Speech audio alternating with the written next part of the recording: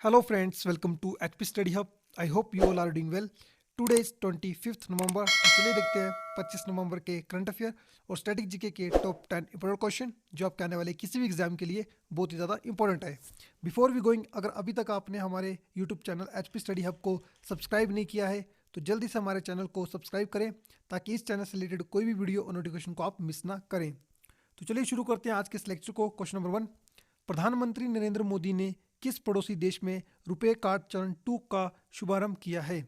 आपके ऑप्शन है option A Bhutan, option B Nepal, option C Bangladesh या फिर ऑप्शन डी श्रीलंका। तो फर्स्ट क्वेश्चन का जो राइट आंसर होगा फ्रेंड्स वो होगा option Bhutan is the right answer. तो हाल ही में प्रधानमंत्री नरेंद्र मोदी ने भूटान में जो है रुपे कार्ड का चरण 2 को लॉन्च किया है। तो प्रधानमंत्री नरेंद्र मोदी ने अपनी प्राइम मिनिस्टर यानी कि लोटे तेशरिंग के साथ हाल ही में वर्चुअल मोड में रुपे कार्ड फेज 2 लॉन्च किया है। इससे भूटानी कार्ड धारक भारत में रुपे नेटवर्क का उपयोग कर सकेंगे। पिछले साल प्रधानमंत्री मोदी की भूटान यात्रा के दौरान परियोजना का चरण 1 शुरू किया गया था, जिसके द्वारा भारत के आंगू तक भूटान में एटीएम और पॉइंट ऑफ सेल यानी कि पीओएस टर्मिनल तक पहुंच प्राप्त कर सकते हैं। तो रिसेंटली इंडिया ने जो है फेज 2 को भी लॉन्च कर दिया है रुपे कार्ड के। और फ्रेंड्स जो आपका रुपे कार्ड को जो है इसकी जो मैनेजमेंट देखता है वो देखता है आपका एनपीसीआई यानी कि national payment corporation of India. और एनपीसीआई काम करता है अंडर आपका आरबीआई प्लस जो आपका इंडियन बैंकिंग जो एसोसिएशन है उसके अंडर मिलकर आपका काम करता है एनपीसीआई। ठीक है, तो इसके अंडर जो है रुपे कार्ड जो आपका सिस्टम काम करता है। जितनी फ्रेंड्स हमारी पेमेंट्स होती हैं रुपे कार्ड के थ्रू वो आपका दिखता है एनपीसीआई। ठीक फ्रेंड्स, नेक्स्ट बात करें क्वेश्चन नंबर 2, भारत के किस केंद्रीय मंत्रालय ने पहली बार भूमि प्रबंधन प्रणाली यानी कि एलएमएस के लिए एक पोर्टल लॉन्च किया है? आपके ऑप्शन ए विदेश मंत्रालय, ऑप्शन बी रक्षा मंत्रालय, ऑप्शन सी गृह मंत्रालय या फिर ऑप्शन डी इनमें से कोई नहीं। तो इसका जो राइट आंसर होगा फ्रेंड्स वो होगा आपका ऑप्शन बी यानी कि आपका ऑप्शन बी यानी कि defence minister is the right answer. तो हाल ही में केंद्रीय रक्षा मंत्री यानी कि राजनाथ सिंह ने हाल ही में भूमि प्रबंधन मामलों से निपटने के लिए पारदर्शिता और गति लाने के लिए रक्षा भूमि प्रबंधन प्रणाली एलएमएस के लिए एक पोर्टल लॉन्च किया है। ये पहली बार है जब एलएमएस का विकास रक्षा विभाग के साथ साथ महानिदेशक रक्षा संपदा और सशस्त्र बलों द्वारा किया गया है। इस जीआईएस आधारित प्रणाली के लिए एक तकनीकी सहायता Bhaskaracharya institute for space application and geo informatics द्वारा प्रदान की गई है। ठीक है, तो फर्स्ट टाइम जो है डिफेंस मिनिस्ट्री में भी अब लैंड से रिलेटेड मामलों को निपटाने के लिए यूज़ किया जाएगा आपका कौन सा सिस्टम एलएमएस यानी कि भूमि प्रबंधन प्रणाली सिस्टम। ठीक है, नेक्स्ट में बात करें क्वेश्चन नंबर 3, केंद्रीय संस्कृति मंत्री ने लंदन से प्राप्त कांस्य मूर्तियों को किस राज्य को सौंप दिया है? आपका ऑप्शन है A Tamil Nadu, option B Karnataka, option C Andhra Pradesh या फिर ऑप्शन डी केरला। तो इसका जो राइट आंसर होगा फ्रेंड्स वो होगा ऑप्शन ए यानी कि तमिलनाडु। तो केंद्रीय संस्कृति मंत्री जो है भारत के वो हैं प्रहलाद सिंह पटेल ने हाल ही में तमिलनाडु सरकार की भगवान श्री राम, लक्ष्मण और देवी सीता की कांस्य प्रतिमाओं को सौंपा। इन कांस्य मूर्तियों को लंदन मेट्रोपॉलिटन पुलिस ने सितंबर 2020 में भारत के उच्चायोग को सौंप दिया था। ये मूर्तियां तमिलनाडु के नागापट्टिनम जिले के एक मंदिर से और जहां से इन्हें 1978 में चुराया गया था। तो फाइनली अब जो ये मूर्तियां हैं वो तमिलनाडु सरकार को वापस मिल गई हैं। ठीक है, तो काफ़ी इंपॉर्टेंट क्वेश्चन है आपके नियर एग्जाम में, आपके लिए आपसे पूछा जा सकता है। नेक्स्ट बात करें क्वेश्चन नंबर 4, किस देश ने 2030 तक नई पेट्रोल और डीजल कारों की बिक्री पर प्रतिबंध लगाने की घोषणा की है? आपके option A USA, option B Canada, option C United Kingdom या फिर ऑप्शन डी स्पेन। तो इसका जो राइट आंसर होगा क्वेश्चन नंबर 4 का वो है फ्रेंड्स आपका ऑप्शन सी यूनाइटेड किंगडम।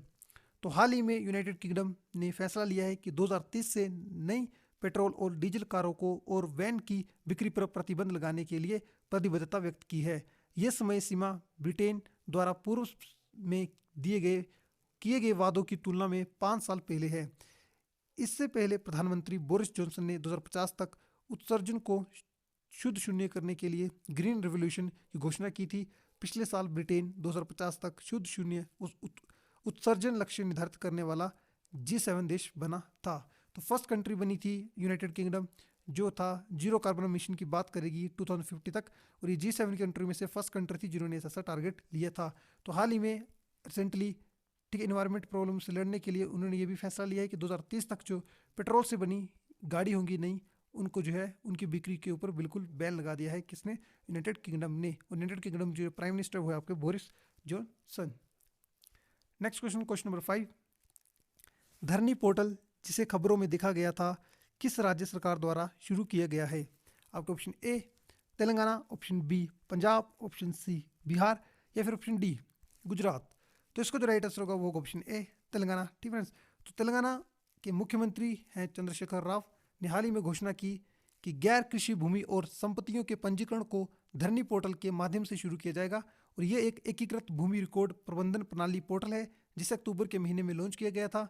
और इसमें लगभग आपके तेलंगाना के 1.46 करोड़ एकड़ जमीन से संबंधित रिकॉर्ड है।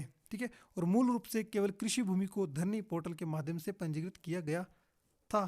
ठीक है, तो ये तेलंगाना सरकार का एक इंपॉर्टेंट स्टेप है फ्रेंड्स, जिससे जो आपका लैंड डिस्प्यूट थे उनमें भी जो आपकी काफ़ी कमी पाई जाएगी और उन्हें भी जल्दी सोल्व करने के लिए, ठीक है, इस जो पोर्टल की मदद ली जाएगी। ठीक फ्रेंड्स,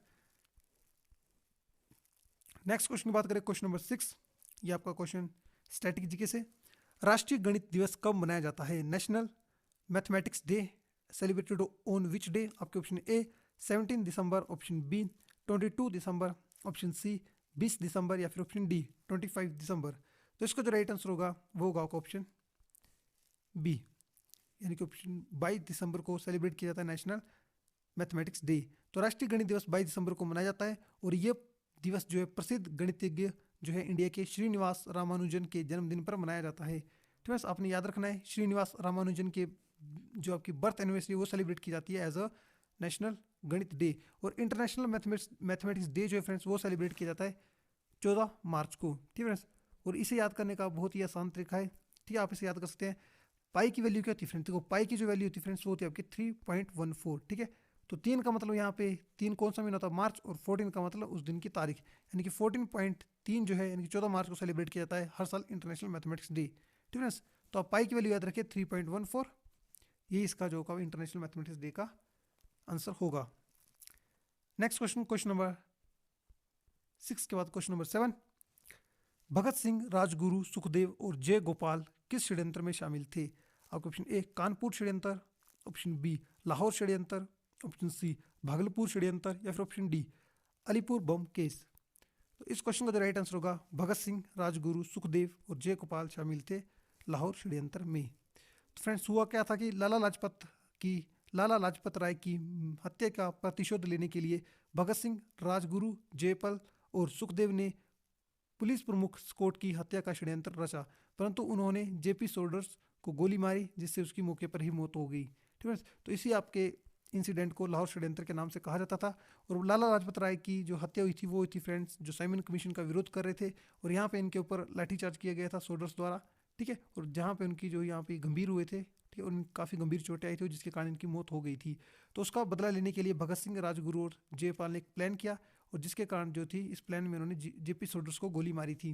ठीक है, तो इसी आपके इंसिडेंट को कहा जाता है लाहौर षड्यंत्र। तो क्वेश्चन नंबर 8, 1946 के तेभागा आंदोलन किस वर्तमान राज्य से संबंधित है? तो प्रेजेंट में जो तेभागा मूवमेंट हुआ तो कौन सी स्टेट से आपको रिलेट करता है? आपके option A Andhra Pradesh, option B West Bengal, option C Bihar या फिर ऑप्शन डी उड़ीसा। तो इसका जो राइट आंसर होगा क्वेश्चन नंबर 8 का वो होगा ऑप्शन बी। तो वेस्ट बंगाल से जो है आपके तेभागा जो आंदोलन है उसकी आपका स्टार्टअप हुआ था 1946 में, आपका मूवमेंट हुआ था। और उस वक्त वहाँ पे काश्तकारों ने जो थी जोतगारों के विरुद्ध ये जो आपकी लड़ाई लड़ी थी और ये आंदोलन बंगाल में व्यापक साझा खेती व्यवस्था के विरुद्ध था। तो जो कॉम्प्रिहेंसिव साझा खेती होती थी फ्रेंड्स, जिसमें कंबाइन लोग जो थे खेती करते थे एक पर्टिकुलर लैंड के ऊपर, एक पर्टिकुलर लैंड के ऊपर डिवाइड करके लैंड करना, तो उसके डिस्प्यूट से रिलेटेड आपका मूवमेंट आपका प्रोटेस्ट था, इससे जो आपका नाम दिया गया तेभागा आंदोलन। और ये प्रेजेंट स्टेट को बिलोंग करता है वेस्ट बंगाल को। वेस्ट बंगाल की जो भी प्रेजेंट में सीएम है वो आपके ममता बनर्जी। ठीक friends, next question, question number 9, व्यास सम्मान किस क्षेत्र में दिया जाता है? आपका क्वेश्चन है फिल्म, ऑप्शन बी साहित्य, ऑप्शन सी आपका संगीत या फिर ऑप्शन डी डांस नृत्य। तो इसका जो राइट आंसर होगा वो होगा क्वेश्चन ए लिटरेचर, यानी कि साहित्य से रिलेटेड जो आपका व्यास सम्मान दिया जाता है और ये दिया जाता है के बिरला फाउंडेशन द्वारा। तो के बिरला फाउंडेशन इस जो अवार्ड को आपका हर साल देती है व्यास सम्मान, और ये दिया था आपका लिटरेचर से रिलेटेड क्षेत्र में। लास्ट क्वेश्चन आज का क्वेश्चन नंबर 10, आगरा की कौन सी इमारत मॉस्को के सेंट कैथेड्रल की तरह है? तो कैथेड्रल की तरह कौन सी आपकी आगरा की वो इमारत है? आपके option A Moti Masjid, option B Taj Mahal, option C Lal Qila या फिर ऑप्शन डी एतमातुद्दौला का मकबरा। तो इसका जो राइट आंसर होगा वो होगा ऑप्शन ए मोती मस्जिद। जो मोती मस्जिद है फ्रेंड्स, ये आपका आगरा किले में स्थित है और यानी एक चमकता हुआ मोती, इसलिए आपको इसको मोती मस्जिद कहते हैं। और इसका जो निर्माण है, फाउंडेशन जो वो की है आपकी शाहजहां ने करवाया था। और मोती मस्जिद को पियर्स मॉस्को की उपाधि भी दी गई है। तो शाहजहां ने इस मस्जिद का निर्माण अपने शाही दरबार के लिए करवाया है और इसी आपको मस्जिद को, इमारत को कहा जाता है मॉस्को के सेंट कैथेड्रल की चर्च की तरह। फ्रेंड्स, तो आज के सिलेक्शन में फ्रेंड्स हमने देखे हैं टॉप 10 इंपॉर्टेंट क्वेश्चन। ठीक फ्रेंड्स, अगर आपको इस वीडियो की PDF चाहिए तो आप हमारे Telegram channel HP study hub को ज्वाइन कर सकते हैं। आप हमें other social media handle including Facebook और इंस्टाग्राम पे भी फॉलो कर सकते हैं। डिस्क्रिप्शन बॉक्स में हमने उसके लिंक जो है वो डाल दिया, आप वहाँ जाके हमें फॉलो कर सकते हैं। ठीक फ्रेंड्स, तो मिलते हैं फ्रेंड्स नेक्स्ट लेक्चर में, तब तक अपना ख्याल रखें, सेफ रहें, धन्यवाद।